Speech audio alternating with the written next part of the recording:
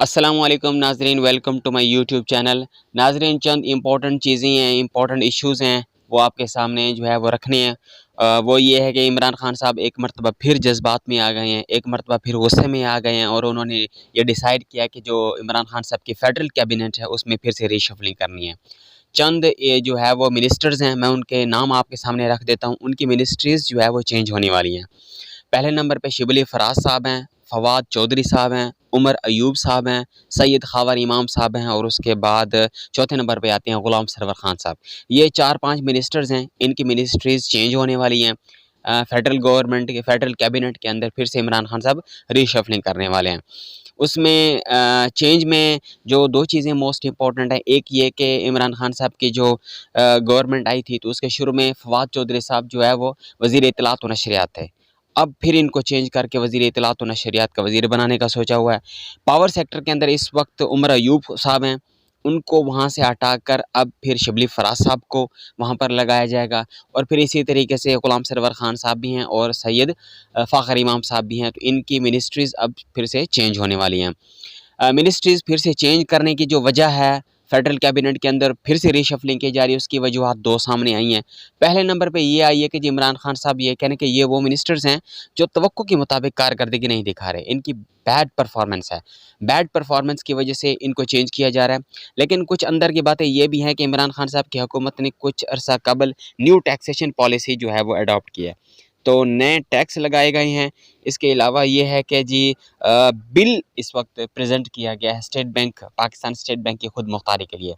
तो काबीना के अंदर कुछ लोग ऐसे थे जो इन 2 चीज़ों की मुखालफत कर रहे थे, न्यू टैक्सेशन पॉलिसी के ऊपर और स्टेट बैंक की खुद मुख्तारी के ऊपर। तो ये भी हो सकता है कि गवर्नमेंट की पॉलिसीज़ की मुखालफत करने के बाद ये इक़दामात लिए गए हों कि इनकी रीशफ़लिंग की जाए। बहरहाल जो मेन स्ट्रीमिंग स्टांस है खान साहब का वो ये आ रहा है कि इमरान खान साहब को फेडरल कैबिनेट के अंदर एक बेस्ट टीम चाहिए। मेन स्ट्रीमिंग के ऊपर एक बेस्ट टीम चाहिए क्योंकि खान साहब डिटरमिनेंट हैं पाकिस्तान के जो इश्यूज़ हैं, जो प्रॉब्लम्स हैं, उनको सॉल्व करने के लिए। ख़ास तौर पर जो महंगाई का इशू है, इसमें कोई शक नहीं है कि पाकिस्तान के अंदर अमीर है या गरीब है। महंगाई का मसला, इसकी कंप्लेंट सब लोग कर रहे हैं। इवन इमरान खान के जो सपोर्टर्स हैं, ठीक है, वो लोग भी ये इस बात का एतराफ़ करते हैं कि नो डाउट पाकिस्तान के अंदर महंगाई अब बहुत ज़्यादा हो गई है। तो इमरान खान साहब जो है वो जो मेजर प्रॉब्लम्स हैं कंट्री के अंदर उनको सॉल्व करने के लिए डिटरमिनेंट, और वो चाहते हैं कि मुझे ऐसे लोग चाहिए जो काम करने वाले हों। अब इमरान खान साहब का जो स्टांस है, जो उसके इरादे हैं, काबिल तारीफ़ हैं। लेकिन नाज़रीन, मैं अपनी इनफरादियत के बेस पर मैं एक बात कहता हूँ कि चेंज तो खान साहब की काबीना के अंदर पहले भी होते रहे हैं। असद उमर पहले वज़ीर ख़ज़ाना थे, उनकी परफॉर्मेंस जो है वो सैटिस्फैक्टरी नहीं थी तो उनको हटाकर हफ़ीज़ शेख को लगा दिया गया। फिर हफ़ीज़ शेख की परफॉर्मेंस भी सैटिस्फैक्टरी नहीं थी तो हमाद अज़हर को भी लगा दिया गया। और अजीब बात ये है कि हमाद अज़हर को अभी 24 घंटे नहीं हुए थे, साथ में फिर न्यूज़ आनी शुरू हो गई कि हमाद अज़हर भी टेम्परेरी हैं, एक्चुअल में शौकत तरीन साहब वज़ीर ख़ज़ाना बनेंगे। तो इसी तरीके से बहुत सारे मिनिस्टर्स पहले भी चेंज हो चुके हैं। तो क्या क्या जो कैबिनेट के अंदर पहले चेंज आया उसकी वजह से कोई ओवरऑल परफॉर्मेंस के ऊपर और मुल्क के जो इश्यूज़ हैं उनके अंदर कोई किसी किस्म की कोई कमी आई है? मुझे ये लगता है कि पहले भी फेडरल कैबिनेट के अंदर जो चेंज आया है, रीशफलिंग हुई है, उससे कोई ख़ास फ़र्क नहीं पड़ा। शेख रशीद साहब वज़ीर रेलवे थे, अब वज़ीर दाखिला बन गए हैं। कौन-सा तीर मार लिया? इसी तरीके से और भी चेंज होता रहा है और उससे मेरे नज़दीक कोई बहुत बड़ा चेंज नहीं आया।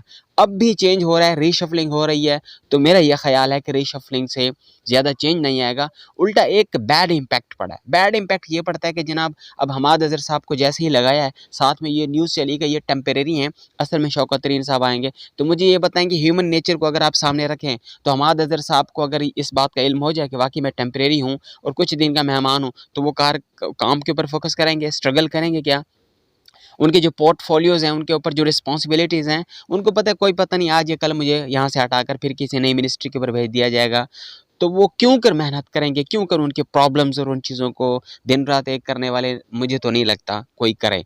बहरहाल ये रीशफ़लिंग करने से बैड इम्पैक्ट तो पड़ता है, पॉज़िटिव इम्पैक्ट अभी तक तो नज़र नहीं आया, 2.5 साल से ज़्यादा का अरसा होने वाला है। तो इमरान खान साहब के इश्यूज़ को ख़त्म करना, प्रॉब्लम्स को सॉल्व करने का जो स्टांस है, वो काबिल तारीफ़ है। लेकिन इसी तरीके से आए रोज़ अगर वज़ारतों में तब्दीली होती रही, मुआविनीन ख़ुसूसी बदलते रहे, तो फिर जो है वो तब्दीली थोड़ी मुश्किल लगती है। बहरहाल ये एक चेंज है जो एक्सपेक्टेड है विदिन ए फ्यू डेज़, तो हम देखते हैं कि इमरान खान साहब जो है वो काबीना के अंदर रीशफलिंग कैसे करते हैं, किसको कहाँ भेजते हैं। तो और फिर ये भी हम देखते हैं कि काबीना के अंदर फिर से रीशफलिंग के बाद क्या कोई पॉजिटिव इम्पैक्ट पड़ता है या नहीं पड़ता, मुल्क के जो मेजर इशूज़ हैं वो हल होते हैं कि नहीं होते। सो नाज़रीन, मिलते हैं अगली वीडियो में, तब तक अल्लाह हाफ़िज़।